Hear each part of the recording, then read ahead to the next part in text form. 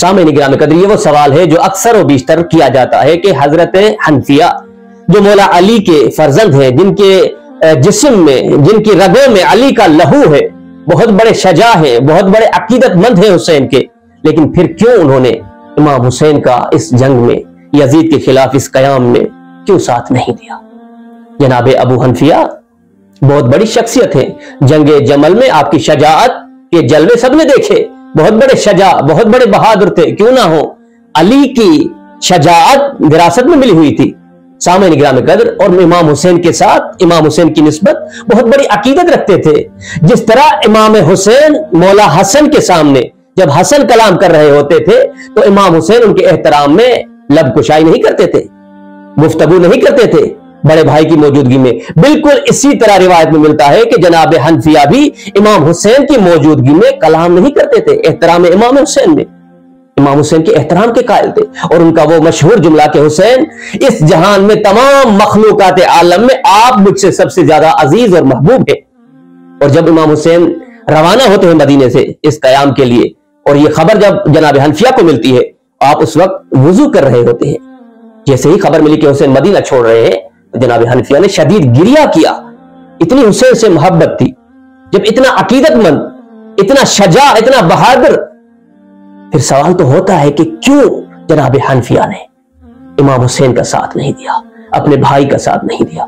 تو سامعین گرامی قدر، مختلف جوابات علماء نے درج فرمائے ہیں، ان میں سے دو جواب آپ کے سامنے رکھتا ہوں۔ پہلا جواب یہ ہے کہ جناب حنفیہ نے اس لیے کربلا کی اس جنگ میں شرکت نہیں کی تھی کیونکہ آپ اس وقت، یعنی جس وقت امام حسین نے قیام کیا، اس وقت آپ شدید بیمار تھے، علیل تھے، علالت کی وجہ سے آپ اس قابل نہیں تھے کہ آپ جنگ میں شرکت کر پاتے۔ اور دوسرا جواب جو قابل توجہ بھی ہے سامعین محترم، وہ یہ کہ خود امام حسین نے جناب حنفیہ کو، اپنے بھائی کو، مدینے میں رہنے کے لیے حکم دیا ہوا تھا۔ امام حسین نے ایک عظیم امر پر آپ کو مامور کیا ہوا تھا کہ آپ مدینے میں رہیں اور دشمن کی سازشوں سے، دشمن کی چال سے، دشمن کے نقشے سے کہ کیا نقشہ کھینچ رہا ہے، مجھے آگاہ کرتے رہے۔ سامعین محترم، اور اس کی دلیل یہ ہے کہ امام حسین اگر جناب ابو حنفیہ کے عدم شرکت سے ناراض ہوتے تو آخری خط جو امام حسین علیہ السلام نے جناب حنفیہ کو لکھا تھا، اس میں کسی ناراضگی کا اظہار نہیں کیا تھا، بلکہ ایک ہی جملہ حسین نے لکھا تھا کہ میرے بھائی، یہ دنیا فنا ہونے والی ہے اور آخرت کو ہمیشہ باقی رہنا، بس سلام۔ آخری خط امام حسین کا، کہیں نہیں ملتا کہ حسین نے ناراضگی کا اظہار کیا ہو کہ آپ نے کیوں میرا ساتھ نہیں دیا۔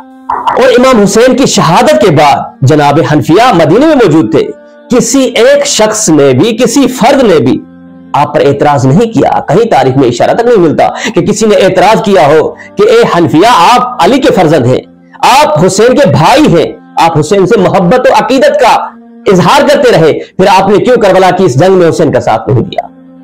کیوں حسین کا ساتھ نہیں دیا؟ کیوں اس درجے شہادت پر فائز نہیں ہوئے؟ کہیں نہیں ملتا۔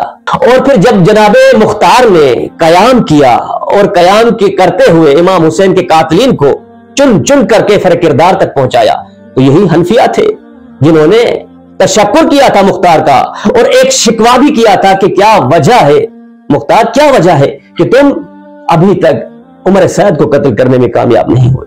کیوں اس خبیث کو ابھی تک قتل نہیں کیا؟ کیوں تاخیر کر رہے ہو؟ اور جب حسین کے اس قاتل کو، حسین کے اس خبیث دشمن کو مختار نے کیفر کردار تک پہنچایا، قتل کیا، اور قتل کرنے کے بعد اس کے سر کو جب مدینے بھیجا تو جناب حنفیہ نے ایک جملہ کہا کہ مختار، خدا تمہیں اجر عظیم دے کہ تم نے آج اہل بیت کے گھر میں خوشی کی ایک لہر کو جاری کر دیا، اس عمر سعد خبیث کو قتل کر کے۔